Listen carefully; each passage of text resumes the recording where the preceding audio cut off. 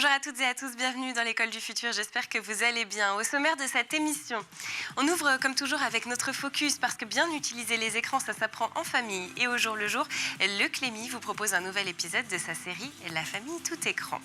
Et puis pour notre sujet du jour, on va parler d'intelligence artificielle, de souveraineté numérique, de sécurité des données et d'innovation éducative. Alors peut-on imaginer une IA pensée pour l'école, conçue en France, ouverte, sécurisée et aussi capable d'accompagner aussi bien les enseignants que les élèves? Eh bien, c'est le pari, le gros pari d'OpenAid IAG, un projet ambitieux que nous allons découvrir aujourd'hui avec Mathias Debièvre. Bonjour. Bonjour Lisa. Vous êtes fondateur de Vision et membre de OpenAid IAG. On va le découvrir dans un instant, ce projet. Mais d'abord, vous le savez, c'est le focus. Focus aujourd'hui sur une utilisation saine et maîtrisée du numérique dans les foyers. C'est avec notre partenaire Le Clémy et sa série La famille tout écran. On se retrouve tout de suite après votre nouvel épisode.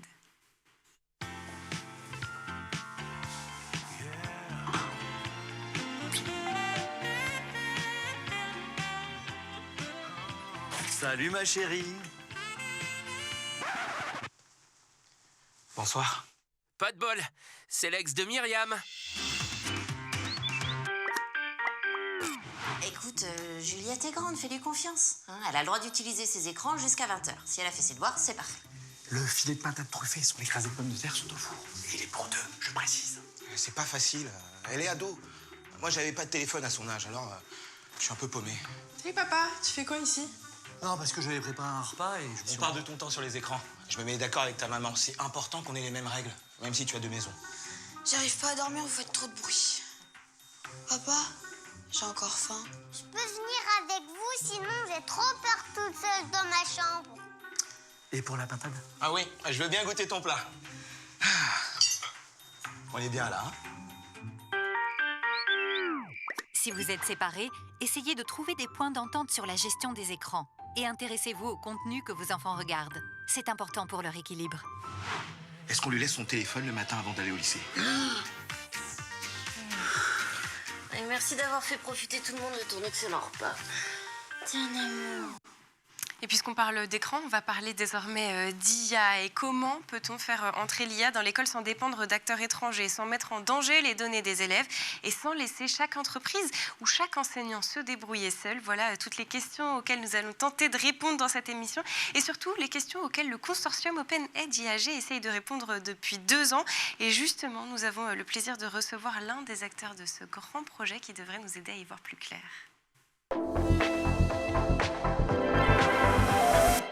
Et cette personne que j'ai le plaisir de recevoir en plateau aujourd'hui, c'est Mathias Debièvre, fondateur de Vision et membre d'OpenAid IAG. Mathias, pour commencer, 2 questions simples qui expliqueront votre présence sur ce plateau, à savoir qu'est-ce qu'OpenAid IAG et aussi qu'est-ce que Vision?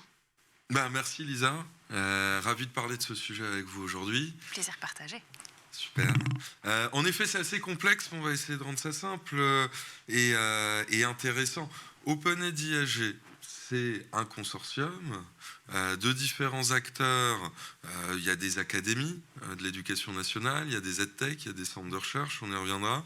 Mais l'objectif, c'est d'offrir une boîte à outils à tous ceux qui souhaitent intégrer l'IA dans des processus pédagogiques pour générer des cours, personnaliser des exercices, aider à l'orientation, eh bien, qu'ils aient les outils pour assurer que cette IA soit de confiance, qu'elle déterminer les hallucinations, assurer la sécurité, assurer le bon accès aux données et pouvoir apporter une vraie IA de qualité dans ces domaines-là et assurer qu'elle permette d'améliorer l'apprentissage parce que c'est ça le vrai but.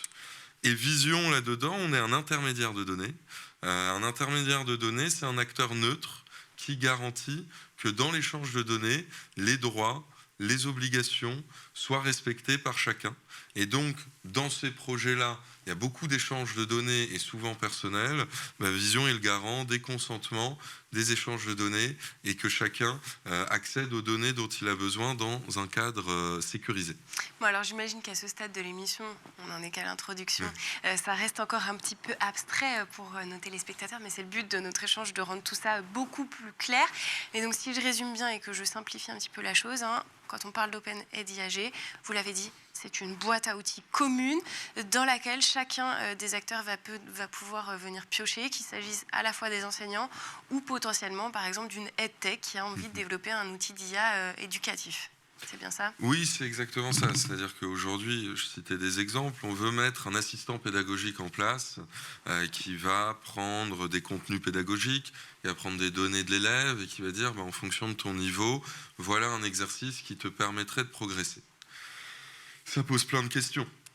Ça pose des questions de dire, est-ce que l'exercice qu'il va générer déjà, est-ce qu'il est pertinent ? Est-ce que quand l'IA va répondre sur est-ce que c'est vrai ou faux, est-ce qu'elle va avoir raison? Parce qu'on a des cas d'hallucination. Est-ce que ça permet réellement de faire progresser l'élève par rapport à ce qu'il révise tout seul? Et puis, donc ça, c'est déjà les questions les plus essentielles qui assurent que ce soit utile.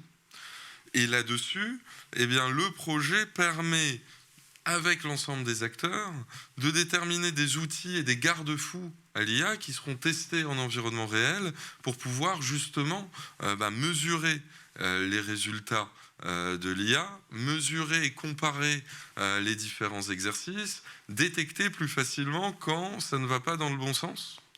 Et puis un autre aspect, on y reviendra peut-être plus tard, mais c'est aussi à travers différentes écoles, à travers différents territoires, que ce soit en France ou en Europe, de pouvoir comparer. Parce qu'il faut pouvoir faire des études scientifiques pour pouvoir déterminer est-ce que, en utilisant l'IA, est-ce qu'on apprend réellement plus vite et mieux. Ça, c'est un premier aspect. Et ensuite, il y a un aspect, pour mettre ça en place, on doit accéder à des données qui sont protégées ou qui sont personnelles, et il faut garantir que ces données elles soient bien utilisées, elles soient bien sécurisées. Et là aussi, ce sont des outils d'anonymisation, de consentement, de contrôle et de sécurité sur l'accès aux données qui sont proposés. Et cet ensemble fait que n'importe qui veut déployer ce type d'IA a des communs, on appelle ça des communs numériques, qui peut mettre en place et qui vont l'aider à aller dans le bon sens et à participer finalement à cet effort commun de tester et de faire en sorte qu'on ait une IA qui soit utile et souhaitable. In fine, ça, qu'est-ce que ça va changer pour les élèves, les enseignants et aussi les startups justement d'EdTech? Pour les élèves et pour les enseignants, aujourd'hui tout le monde utilise l'IA. On va aller sur ChatGPT, on va aller sur Claude, on va aller sur Grok, on va donner tout un tas de données et ça va aider à apprendre ou à générer des cours ou à faire les choses. Là-dessus, ce sont des IA sur lesquelles on n'a aucun audit, aucun contrôle, qui sont étrangères, principalement américaines. Donc on a toute une fuite de données et puis surtout, c'est ces entreprises-là qui décident comment on répond, comment on apprend, sur quel contenu on apprend.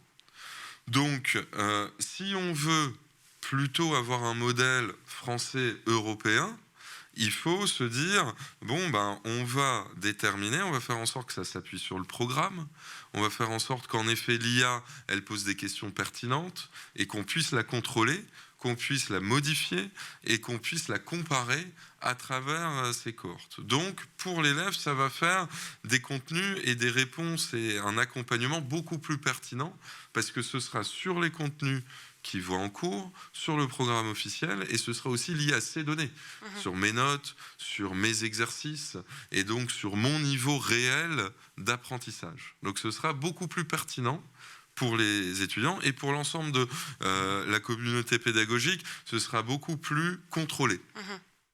Pour les EdTech, on a plein d'EdTech qui, évidemment, se mettent à l'IA et incluent de l'IA dans leurs outils. Pour ne pas dire toutes. Oui, toutes. Donc, la question aujourd'hui, c'est de dire comment on donne confiance à cette IA, où on va dire, elle va mieux t'orienter, elle va mieux te permettre d'apprendre.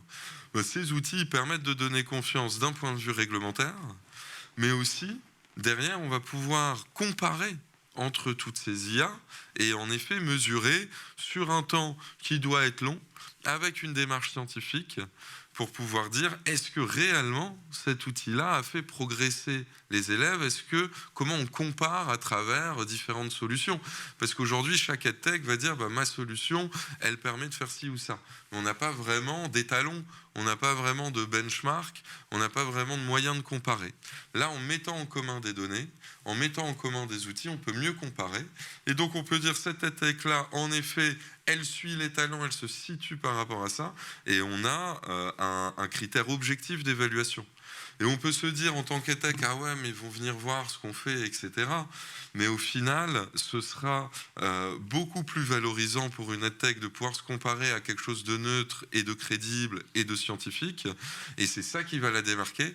Et c'est ça qui va donner confiance à ses clients de le déployer plus largement. Et ce consortium, donc vous l'avez dit en début d'émission, ça réunit à la fois des entreprises, des académies, des partenaires publics. Pourquoi avoir choisi un modèle aussi collaboratif? Est-ce que cette mutualisation, à la fois dans le développement et ensuite dans l'usage, est-ce qu'elle permet peut-être d'accélérer l'innovation dans l'éducation? Bien sûr, ça accélère à la fois l'innovation et la confiance et l'adoption. Pour mettre en place ce type d'IA, il faut ceux qui fournissent ce type de modèle et d'outils, les EdTech. Il faut ceux qui ont les données, c'est plutôt les établissements. Et il faut des acteurs publics, garants un peu de la confiance, de la neutralité scientifique, donc généralement des académiques. C'est en faisant collaborer tous ces acteurs, chacun y a son intérêt. Les établissements, les académies veulent des meilleurs services, mettent à contribution leurs données. Les acteurs IA veulent avoir accès à la donnée, ils peuvent y accéder pour améliorer leurs services, et les chercheurs ont une base pour établir leurs évaluations. Donc c'est qu'en faisant collaborer tout le monde qu'on arrive réellement à mettre en place un vrai assistant pédagogique qui a accès aux bonnes données. Et puis derrière, une fois qu'on a cette base de confiance, tout le monde est plus à même de la diffuser. On peut, vu que c'est de l'open source, tout EdTech peut y participer, et vu que c'est déjà, on va dire, validé, testé par des acteurs légitimes et publics, la diffusion vers d'autres de ces acteurs est beaucoup plus facile. Tout à l'heure, vous l'avez évoqué, finalement, aujourd'hui, on se base plutôt sur des modèles américains, ce qui a bien évidemment une influence sur les réponses et sur les données sur lesquelles ces LLM sont entraînés. Mais alors, pourquoi chercher à développer une alternative aux grands modèles spécifiquement dans l'éducation? Quelle est l'urgence ici sur ce sujet? L'urgence, elle est de garantir que l'IA, elle respecte nos règles et qu'on puisse la gouverner. Parce que sinon, ce sont en effet ces acteurs-là qui décident qui apprend quoi, comment. Et bon, je n'ai pas à expliquer pourquoi c'est une mauvaise chose, je pense, sur ce plateau. Donc la question, c'est comment on garantit que les IA respectent nos règles? Il y a deux manières, et là ça va être un tout petit peu plus complexe, mais on peut prendre un modèle propriétaire de OpenAI ou de Anthropic. On peut le faire tourner sur des serveurs en Europe, et on peut y ajouter tous ces garde-fous et ces conditions que OpenAI développe.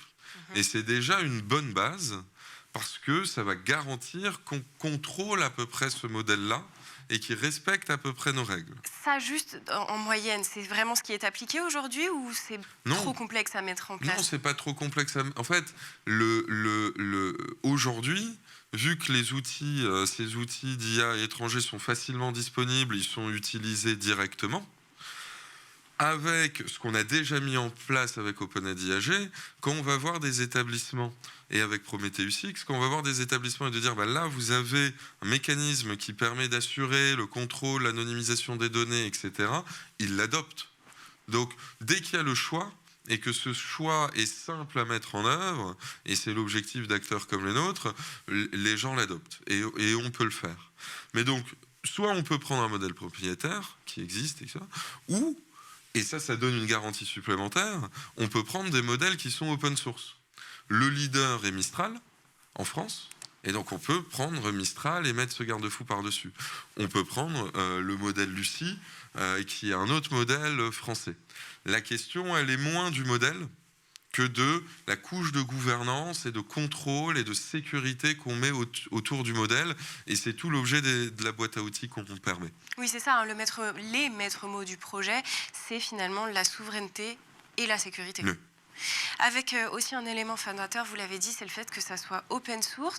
Pourquoi avoir choisi ce modèle, encore une fois, très concrètement ? L'open source, ça veut dire que le code, tout le logiciel est ouvert Et ça a une première valeur, justement, de dire je ne dépends pas d'un acteur qui contrôle le code.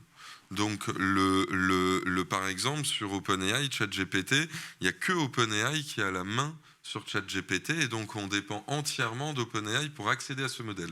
Là, il est libre, je peux le prendre, je peux l'opérer moi-même, et on a moins de dépendance à un acteur. Et ensuite, on peut le changer, on peut le faire évoluer. Donc, quelque part, c'est une notion de commun.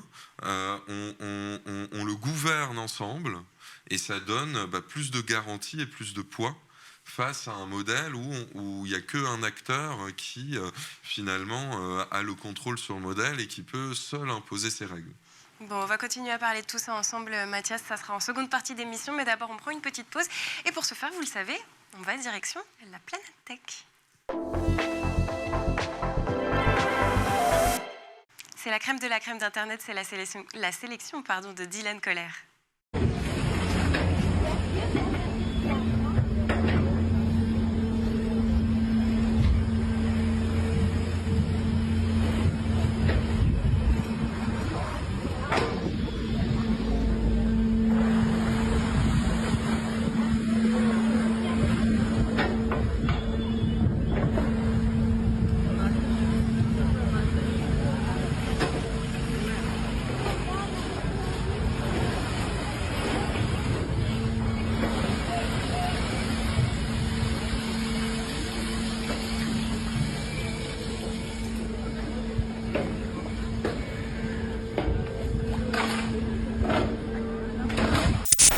Cigarette butts are still the most littered objects in the world. 75% of them end up lost in nature, where their microplastics get into the ecosystem. This robotic solution targets butts specifically. It uses AI vision to find its prey, and then vacuums them up.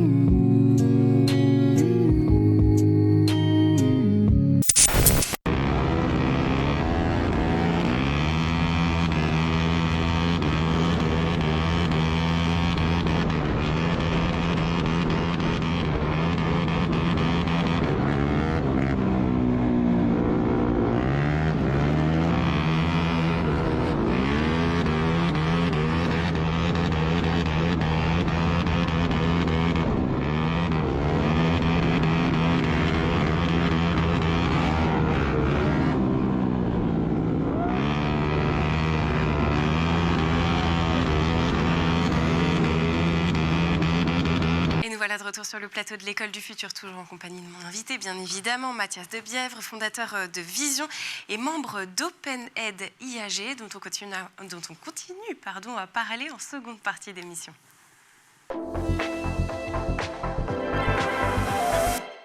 Alors Mathias, avant de poursuivre dans nos discussions vraiment à proprement parler sur OpenAid IAG, puisqu'on était en train de parler de tous les acteurs qu'il y a sur le secteur, notamment donc ChatGPT, Claude et Anthropic, je voulais votre opinion justement sur ce sujet.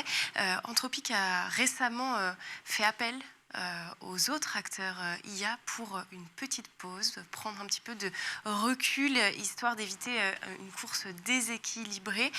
Là-dessus, quel est votre regard ?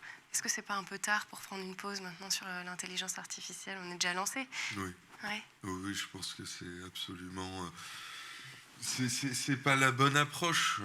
Si on regarde ce qui s'est passé avec l'arme nucléaire, on a tenté des moratoires, ça n'a jamais empêché d'arriver à des milliers de missiles balistiques. Et ce qui a fonctionné, c'est un cadre de gouvernance de dire comment ou pas on les utilise, comment on les débloque, et de se mettre d'accord sur des cadres communs d'utilisation ou non de ça. Mais un moratoire, je veux dire, il suffit qu'un seul pays dans le monde ne respecte pas le moratoire pour que tout s'écroule. C'est quand même trop risqué pour faire confiance à ce que tout le monde respecte un arrêt des développements. Et puisqu'on est sur les questions d'opinion, justement, vous qui travaillez à faire entrer l'IA dans les classes, quelle est votre position sur le sujet? Puisque régulièrement, effectivement, on dit que faire rentrer l'IA dans les classes, c'est aussi le risque de laisser les élèves se faire grignoter le cerveau quelque part et leur capacité d'apprentissage. Vous, qu'est-ce que vous avez à dire là-dessus? C'est un sujet complexe. Je pense que dans tous les cas, il y a une question d'âge et il y a une question de volume. Je pense que dans tous les cas, je ne vais pas me prononcer sur les âges, mais au moins dans le primaire, il faut garder une créativité, des choses manuelles, de l'écrit, des choses qui sont directement en lien avec la biologie et la physique de l'enfant, et commencer petit à petit à inclure ce type d'utilisation de façon, on va dire, encadrée.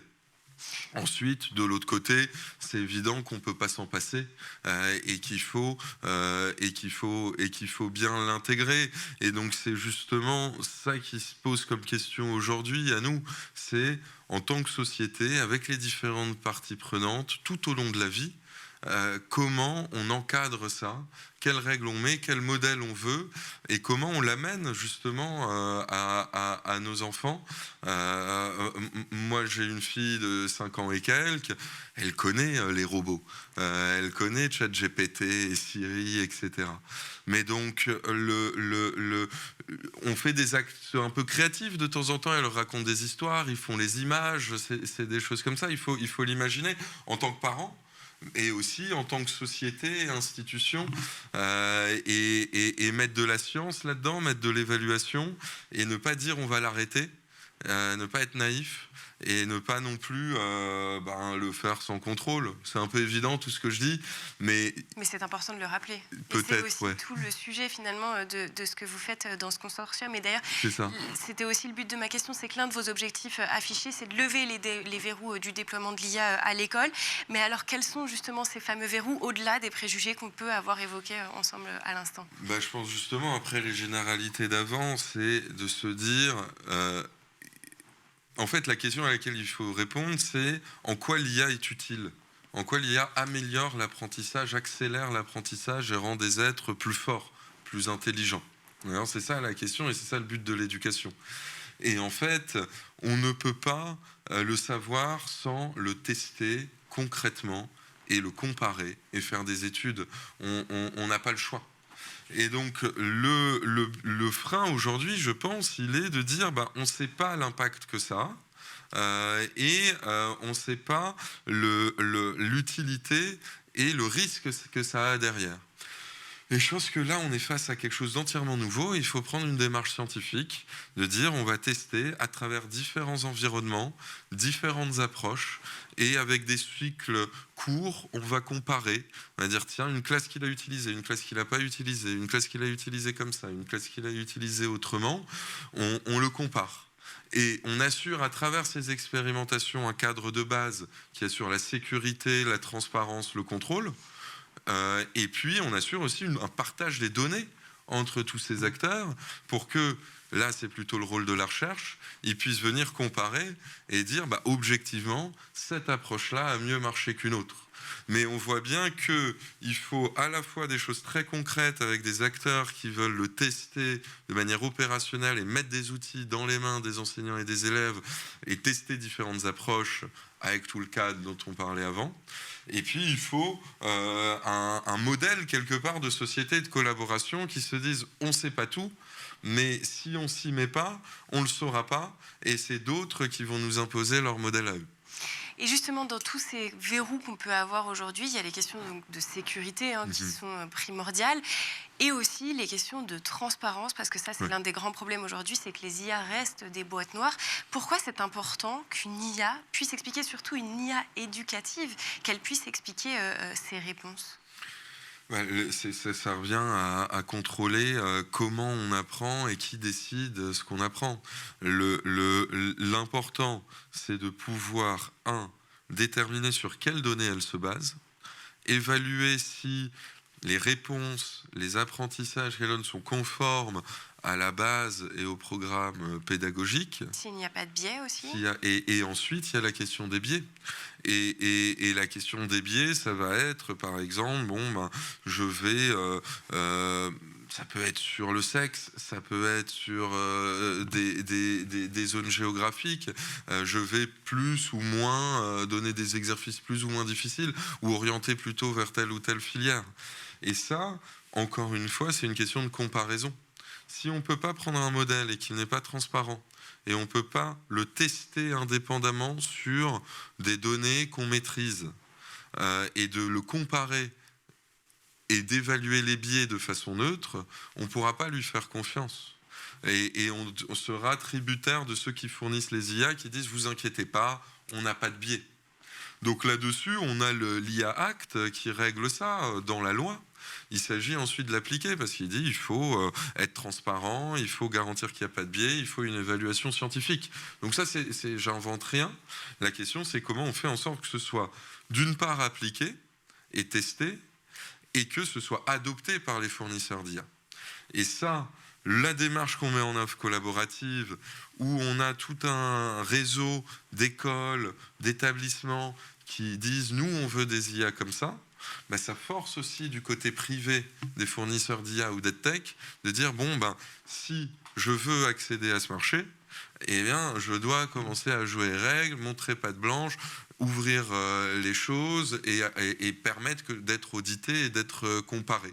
Et c'est cette mécanique, cette synergie-là qu'il faut faire prendre entre ceux qui fournissent les données, ceux qui fournissent les IA, ceux qui évaluent et créer un modèle vertueux. Une toile d'araignée, finalement, j'ai envie de dire, quand on vous entend nous donner ces explications. J'ai une dernière question sur la partie sécurité, c'est qu'avec ce consortium, donc vous proposez finalement des briques technologiques, on l'a dit, c'est une boîte à outils vraiment qui est proposée, et en même temps elle est open source. Comment est-ce qu'on assure la sécurité avec un modèle open source que d'autres peuvent modifier ? Alors, l'open source est un des meilleurs garants de la sécurité, parce que c'est ouvert et donc il y a plein de gens qui peuvent aller voir où est-ce qu'il y aurait une faille ou une autre. Donc l'open source est toujours plus rassurant en termes de sécurité. Ensuite, il y a le code qui est disponible et puis il y a le code qu'on fait tourner avec des mesures de sécurité en plus qui dépendent de l'infrastructure sur laquelle on le fait tourner. Si on le fait tourner sur des serveurs d'un établissement, ils ont leur propre mécanisme de sécurité en plus des mécanismes du code. Donc il n'y a pas un vrai enjeu là-dessus. Puisqu'on arrive à la fin de cette émission, en quelques mots, OpenEd IAG, pardon, j'ai eu du mal à le dire, a été lancé donc en 2024. Concrètement, aujourd'hui, où est-ce qu'on en est ? Qu'est-ce qui existe déjà ? Qu'est-ce qui est encore en développement ? Quand est-ce que tout ça va arriver à terme ? OpenEd IAG, c'est un projet de développement qui s'inscrit dans un cadre aussi plus large de l'espace de données et des composants Prometheus X. On a déjà des composants de gestion des données, de sécurité, d'anonymisation, de détection de biais qui sont déployés dans des LMS, dans des établissements pour permettre justement des premiers cas, notamment dans le supérieur. Donc on s'appuie là-dessus. Il y a déjà pas mal d'EdTech qui se sont connectés pour pouvoir partager leurs données et faire ce type d'audit. Et là, OpenEd IAG, à partir de septembre, va ajouter la couche plus scolaire et d'évaluation des modèles, de sécurité des modèles, et vient donc compléter cet effort-là avec un projet qui est très attendu et qui va permettre de mettre en œuvre cette symphonie, cet orchestre ou cette toile d'araignée dont on parlait. Bon, et bien c'est là-dessus qu'on terminera. Et puis ça sera l'occasion surtout de revenir en parler en plateau. Avec plaisir. Ça sera bien organisé. Merci beaucoup Mathias Debièvre d'avoir été avec nous. Je le rappelle, vous êtes fondateur de Vision et membre d'OpenAid IAG. Merci aussi aux équipes en régie et à Lilian Brémond d'avoir produit cette émission. Merci à Lola Eckenauer pour la mise en beauté. Et surtout, un grand merci à vous d'être fidèles à l'École du Futur. On se retrouve avec grand plaisir dès demain à 12h30. D'ici là, portez-vous bien.